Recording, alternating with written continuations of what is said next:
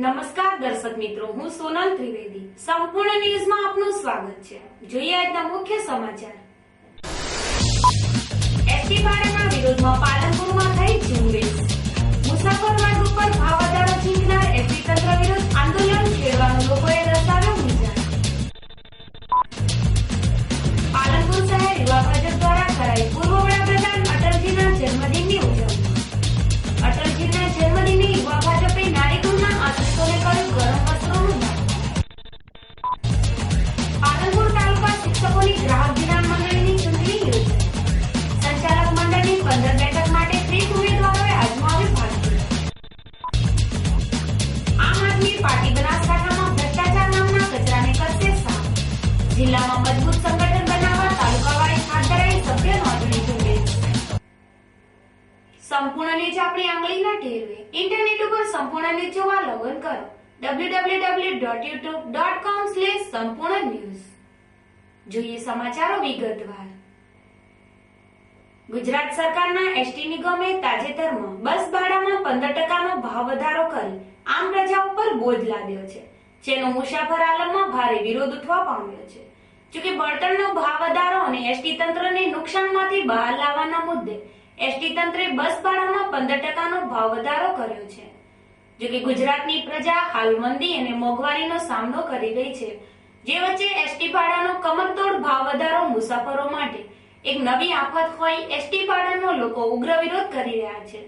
જેમાં આજે પાલનપુર ખાતે પરિવર્તન યુવા ફાઉન્ડેશન અને ઠાકર યુવા બ્રિગેડ દ્વારા એસટી ભાડામાં કરાયેલ વધારાના વિરોધમાં સહી ઝુંબેશ શરૂ કરવામાં આવી હતી. જેમાં મોંઘવારીમાં પીસાતી આમ પ્રજાએ સહી ઝુંબેશમાં પોતાનો રોષ ઠાલવી એસટીના ભાડામાં ઘટાડો કરવાની માંગ સાથે સહી ઝુંબેશમાં સહીઓ કરી હતી. સમયમાં મોંઘવારીના સમયમાં જીએસઆરટીસી દ્વારા સતત અને સતત ભાડા વધારો કરવામાં આવે છે.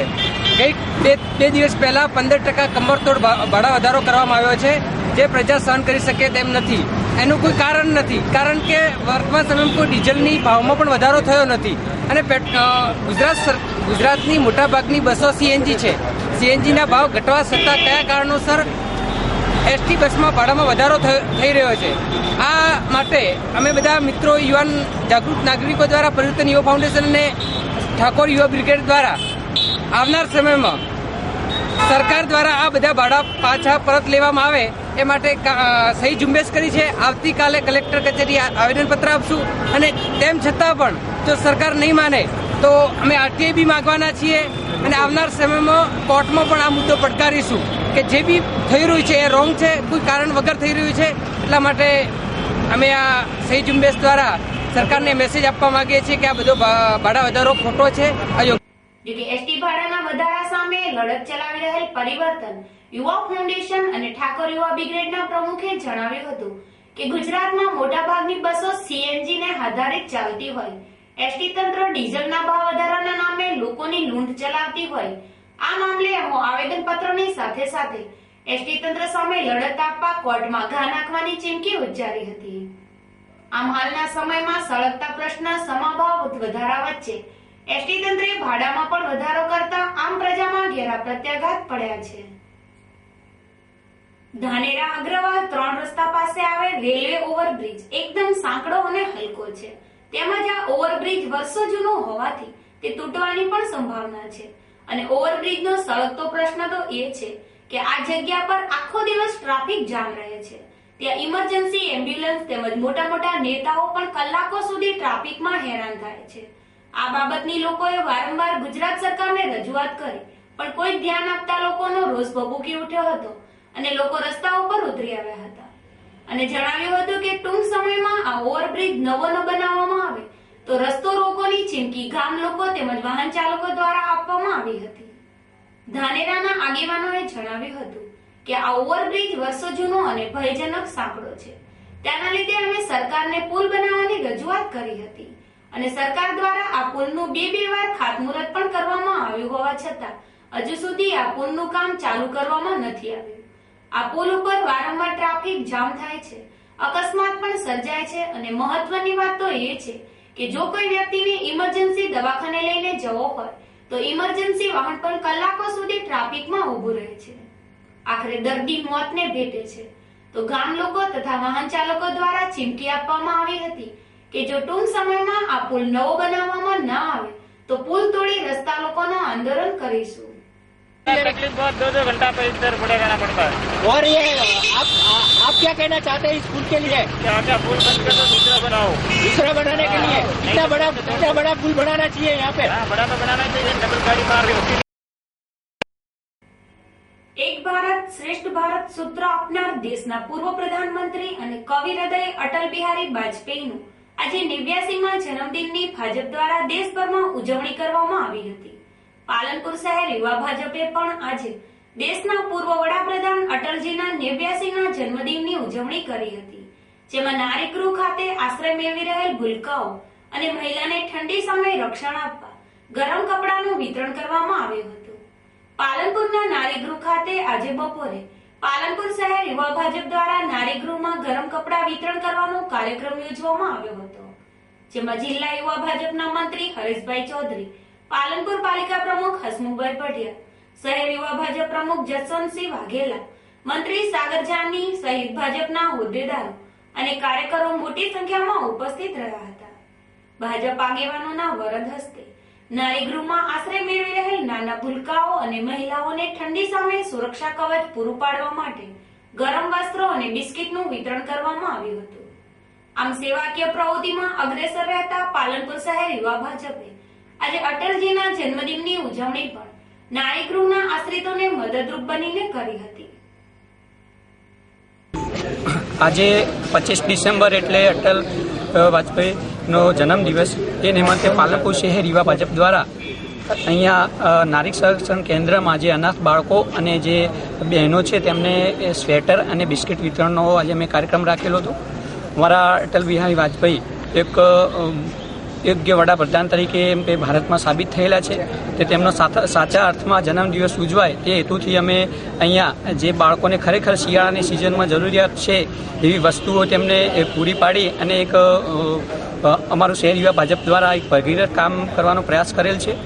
અને આ કાર્યક્રમથી સમાજમાં બી અમે એ રીતનો એમ કે મેસેજ મૂકવા માગીએ છીએ કે આવા કોઈ એમ કે તેજાયેલા બાળકો હોય, જે વ્યક્તિઓને આવી એમ કે કોઈ વસ્તુની જરૂરિયાત હોય એમને બી આગળ આવીને આવી સંસ્થાઓને એમ કે સેવા પૂરી પાડવી જોઈએ। આજે અમે પાલનપુર શહેર યુવા ભાજપ દ્વારા અહીંયા બધા મોટા પ્રમાણમાં કાર્યકર્તાઓ એકઠા થઈ અને અમે આ કાર્યક્રમ કરી અને બાળકોને સ્વેટર અને બિસ્કુટનું વિતરણ કરેલું છે। પાલનપુરના પાવર હાઉસ વિસ્તારમાં આવેલી કેમાચોકસી પ્રાથમિક શાળા ખાતે આજે પાલનપુર તાલુકા શિક્ષકોની ધિરાણ અને ગ્રાહક મંડળીના નિયામક મંડળની ચૂંટણી યોજવામાં આવી હતી। જોકે 15 બેઠક માટે યોજાયેલી આ ચૂંટણીમાં 2 બેનરના 30 ઉમેદવારોએ ભાગ્ય અજમાવ્યું હતું, જેમાં શિક્ષકોએ પોતાના માનીતા ઉમેદવારને વિજયી બનાવવા માટે ઉત્સાહભેર મતાધિકારનો ઉપયોગ કર્યો હતો। પાલનપુર તાલુકા શિક્ષકોના ગ્રાહક અને ધિરાણ મંડળીના સંચાલક મંડળની મુદત પૂર્ણ થતા આજે નિયામક મંડળ દ્વારા ચૂંટણી યોજવામાં આવી હતી। 15 બેઠક માટે યોજાયેલી ચૂંટણીમાં 30 ઉમેદવારોએ ભાગ્ય અજમાવ્યું હતું। જોકે કેમાચોકસી શાળામાં યોજાયેલી આ ચૂંટણીને લઈને શાળામાં ચુસ્ત પોલીસ બંદોબસ્ત ગોઠવવામાં આવ્યો હતો, જ્યારે 5 બૂથમાં ચૂંટણી યોજવામાં આવી હતી, જેમાં મતદારોના ઉત્સાહને લઈને બપોર સુધી 85% મતદાન નોંધાયું હતું, જ્યારે મોડી સાંજે મતગણતરીના અંતે પરિણામ જાહેર કરાયું હતું। પાલનપુર તાલુકા પ્રાથમિક શિક્ષકોની ધિરાણ અને ગ્રાહક સહકારી મંડળી પાલનપુરની વ્યવસ્થાપક કમિટીની આજે ચૂંટણી છે। ચૂંટણીમાં કુલ 15 ઉમેદવારોની બેઠકો માટેની ચૂંટણી છે અને ટોટલ 30 ઉમેદવાર છે, બરાબર છે। અને આપણે ટોટલ 989 વોટર છે, બરાબર છે। એના આપણે 5 બૂથ પાડ્યા છે, લગભગ 200-200માં ડિવાઈડ કરી, અને અત્યારે લગભગ 12:30 સુધીમાં લગભગ 72-73% જેટલું મતદાન થઈ ગયું છે, અને મતદાન આપણું 2 વાગ્યા સુધી ચાલશે। 2:30 વાગ્યા પછી આપણે મતગણતરી ચાલુ કરીશું। આમાં એક બોગસ મતદાર પકડાણો હતો? ના, બોગસ મતદારની મારી પાસે કોઈ માહિતી, કોઈ ફરિયાદ આવી નથી। હવે આને પકડીને લગાતાના રૂમમાં પણ બેઠાડ્યો થોડી વાર? ના, મારી પાસે એવી કોઈ માહિતી આવી નથી, મારી પાસે કોઈ ફરિયાદ આવી નથી, બરાબર છે, અને કોઈ પણ પ્રકારની ફરિયાદ નોંધાણી નથી।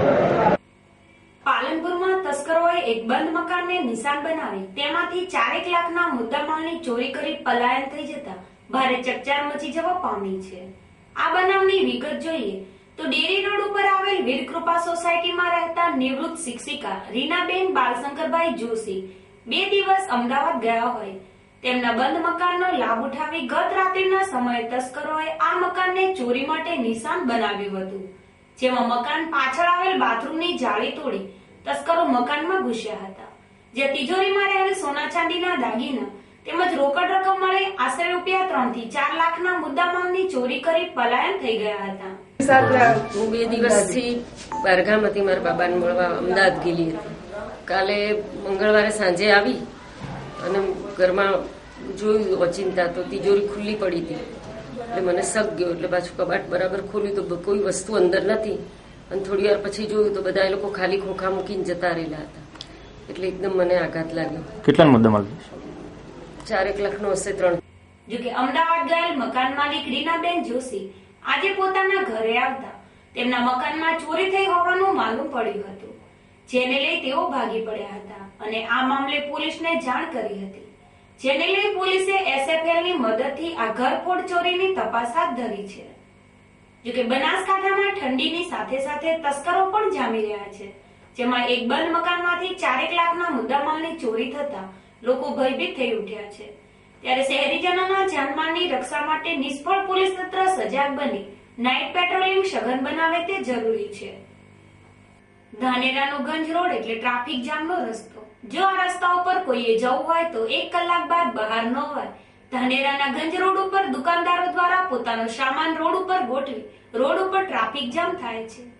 આ ગંજ રોડના ટ્રાફિક બાબતે બનાસકાંઠા કલેક્ટર તેમજ ડીએસપી અને પણ વારંવાર રજૂઆતો કરવામાં આવી છે અને દબાણ દૂર કરવા માટેની નોટિસ પણ આપવામાં આવી છે, પણ દુકાનદારો તો નોટિસને પણ ઘોળીને પી ગયા છે અને કલેક્ટર તથા ડીએસપીની નોટિસની પણ ઘોર અવગણના કરી છે. ઉપરથી વધારે દબાણ કરી વાહન ચાલકો તેમજ આવતા જતા લોકોને દુકાનદારો વધુ નડતરરૂપ બને છે. તો વાહન ચાલકો તેમજ આવતા જતા લોકોની માંગ છે કે આ દબાણ દૂર કરાવી રસ્તો ખુલ્લો કરવો જોઈએ. સમાજમાં ખદબદતા ભ્રષ્ટાચાર સમા કચરાને સાફ કરવા માટે સામાજિક કાર્યકર અરવિંદ કેજરીવાલે લોકોના કામ કરવા માટે આમ આદમી પાર્ટીની રચના કરી દેશના પાટનગર દિલ્હીમાં યોજાયેલી વિધાનસભાની ચૂંટણીમાં ઝંપલાવ્યું હતું. જોકે અરવિંદ કેજરીવાલના નેતૃત્વમાં આમ આદમી પાર્ટીએ 28 બેઠકો હાંસલ કરી ભાજપ કોંગ્રેસને પડકાર ફેંક્યો હતો. જોકે દિલ્હી વિધાનસભામાં આમ આદમી પાર્ટી સરકાર બનાવી રહી છે, ત્યારે દેશભરમાં જાગૃતતા આવે, આમ આદમી પાર્ટી દેશભરમાં વિસ્તરે તેવા સઘન પ્રયાસો કરવામાં આવી રહ્યા છે, જેમાં સરહદી બનાસકાંઠામાં પણ આમ આદમીનું પાર્ટીનું માળખું રચવામાં આવ્યું છે. બનાસકાંઠામાં તાલુકા વાઇઝ આમ આદમી પાર્ટીના કાર્યાલયોનો શુભારંભ કરવામાં આવ્યો છે, જ્યાં સ્વચ્છ પ્રતિભાવ ધરાવતા લોકોની સભ્ય નોંધણી કરવામાં આવી છે, જેમાં 8 દિન સુધી 700 થી વધુ કાર્યકરોની નોંધણી કરવામાં આવી છે. જોકે જિલ્લામાં કાર્યરત આમ આદમી પાર્ટીની પાલનપુરની ટીમની પ્રેસ કોન્ફરન્સ યોજાઈ હતી, જેમાં ટીમ પાલનપુરના કન્વીનર હિંદાયત ઉલ્લાએ પ્રેસને સંબોધી હતી, જ્યારે સંજય કુમાર રાવલે આમ આદમી પાર્ટીની વિસ્તૃત માહિતી આપી હતી.